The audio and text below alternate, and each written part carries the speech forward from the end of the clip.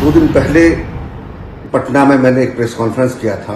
तो उसी समय इस तरह कैसे प्रश्न आया कि तेजस्वी जी ने कहा था कि मुख्यमंत्री बनते ही पहले कलम से जो है वो 10 लाख लोगों को नौकरी देंगे।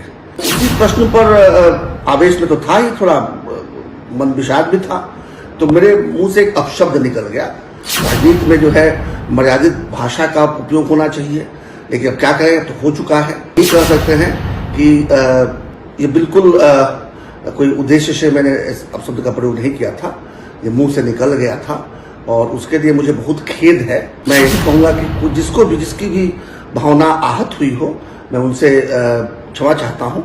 मेरा उद्देश्य आपको आहत करने का नहीं था।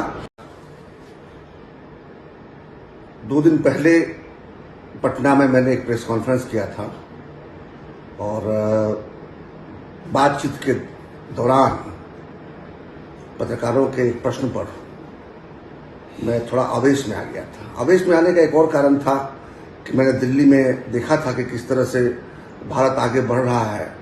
उसके लिए दिल्ली को दुल्हन बनाकर और कई देशों के राष्ट्राध्यक्ष वहाँ आए हुए थे और भारत का गुणगान हो रहा था।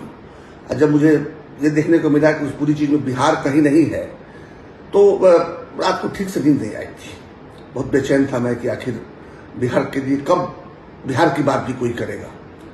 और उसी समय ये इस तरह कैसे प्रश्न आया कि तेजस्वी जी ने कहा था कि मुख्यमंत्री बनते ही पहले कलम से जो है वो 10 लाख लोगों को नौकरी देंगे।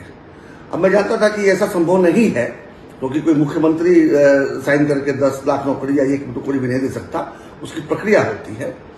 तो उसी प्रश्न पर आवेश में तो था ही, थोड़ा मन विषाद भी था, तो मेरे मुंह से एक अपशब्द निकल गया।